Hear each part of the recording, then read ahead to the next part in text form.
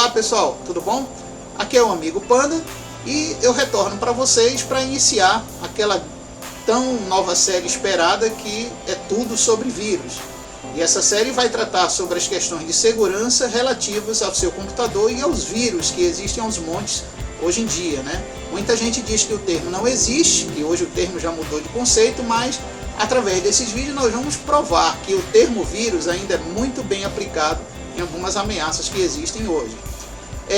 Antes da gente continuar, não esqueça de deixar o seu like que está passando na tela aí, né? E também de se inscrever no nosso canal para que durante a semana você receba novas notificações de novos vídeos que vão sair nessa série, ok? Bom, e aí vem a seguinte pergunta: você realmente conhece vírus? A gente, para conhecer bem de início, vale a pena a gente dar uma retrospectiva histórica de ver como foi definida tudo que existe em relação a essa tecnologia que impactou na questão de criação de vírus com o passar dos anos.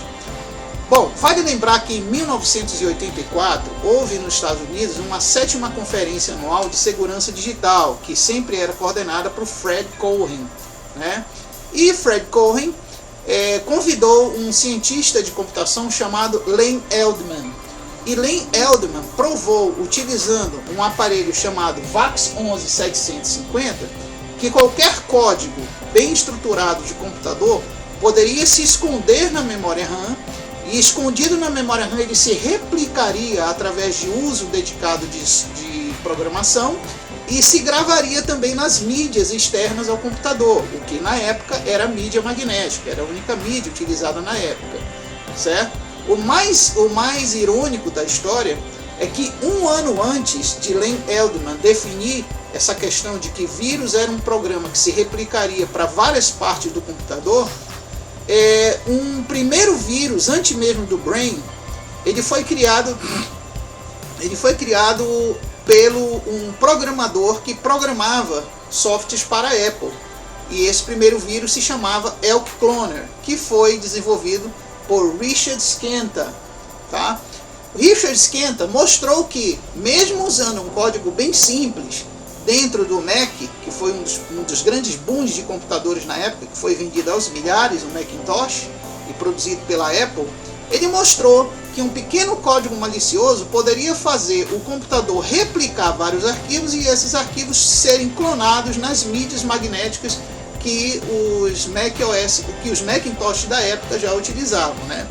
Lembrando que somente um ano depois, em 1985, o primeiro vírus a se espalhar pelo mundo através de disquetes foi o Brain, que foi criado pelos os irmãos Begget e Amjad, que eram do Paquistão, né? O vírus veio do Paquistão.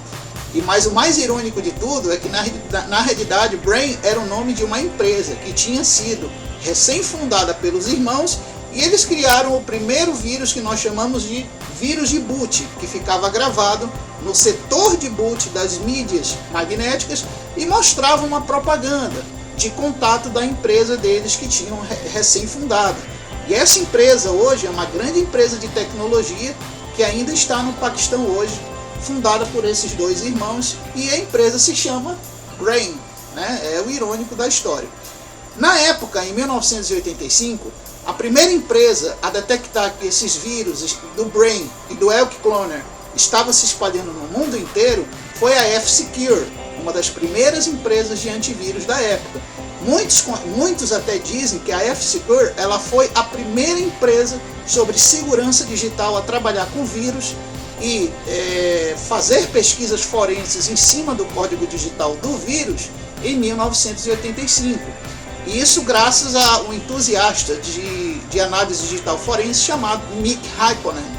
Nick Hypanen tem até um documentário que eu tenho no meu canal mostrando sobre o primeiro vírus que existiu no mundo. Quem quiser pode estar aqui o link do vídeo no final para quem quiser assistir.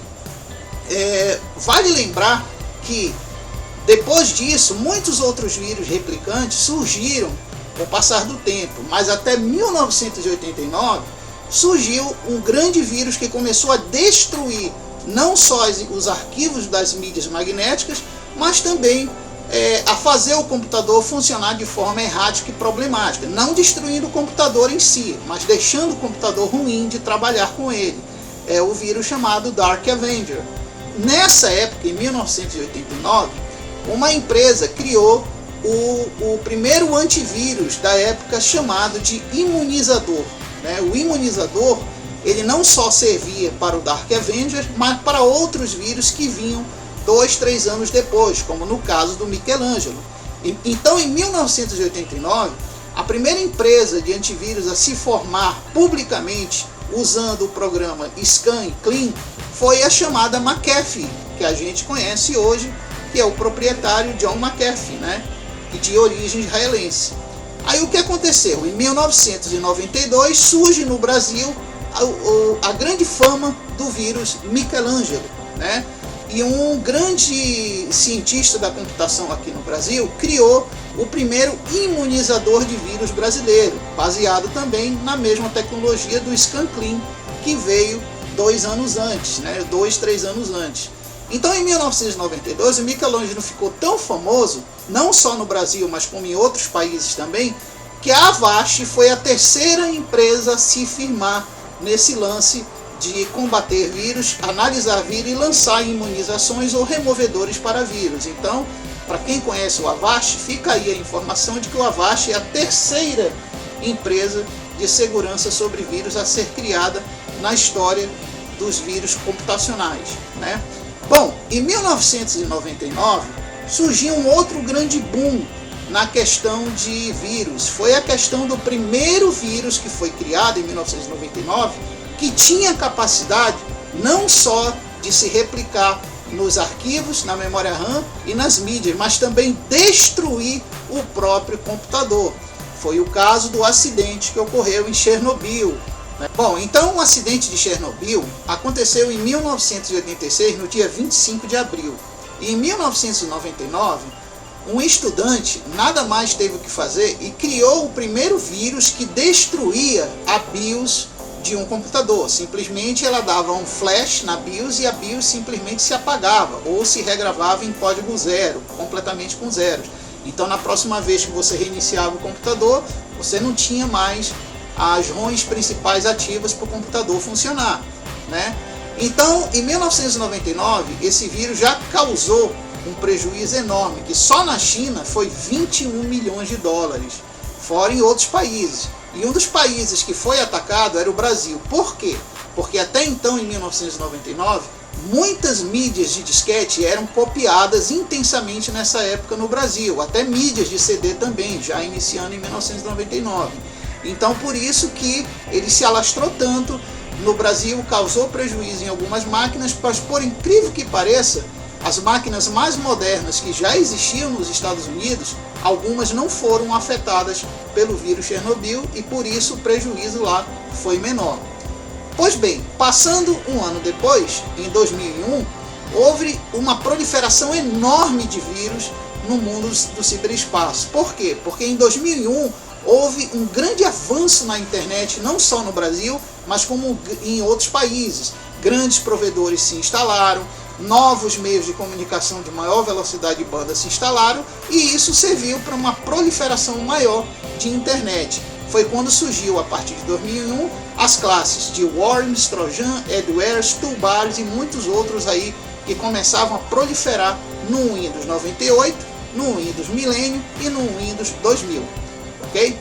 Muito bem, em 2007 começou os primeiros ataques de vírus nas redes sociais, como o Orkut, que naquela época se criavam os vírus de scraps, que hoje já estão sendo até utilizados para mineração de dados em alguns servidores, e com esses vírus de scraps, em 2010 houve um aumento exponencial de scripts diretamente nas páginas dos provedores de internet. Então, a partir desse ano, o aumento de scripts diretamente nas páginas de internet, com o advento da internet, começou de 2010 em diante a criar novas e novas classes de armadilhas e vírus nas páginas da internet.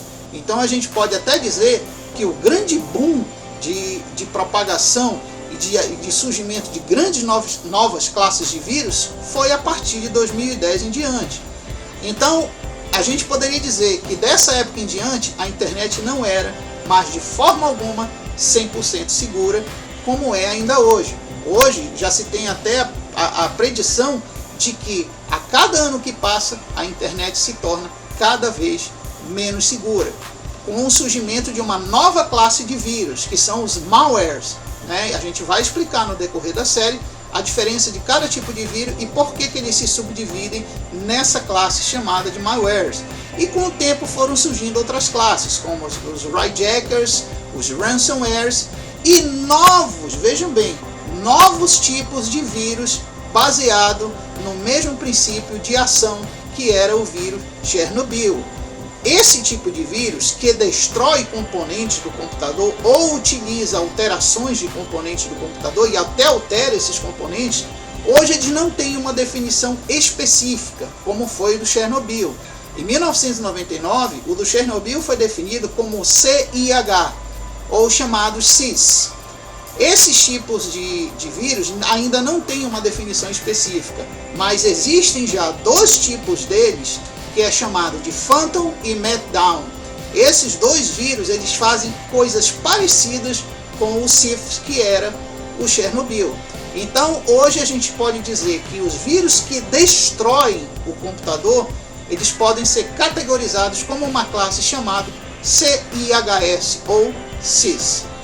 Bom, então espero que nesse primeiro vídeo você tenha tido uma noção histórica do que foi a proliferação de vírus desde 1983 até os dias de hoje. E no próximo vídeo a gente vai dar uma noção melhor das classes e tipos de vírus que existem no computador. Até mais, pessoal.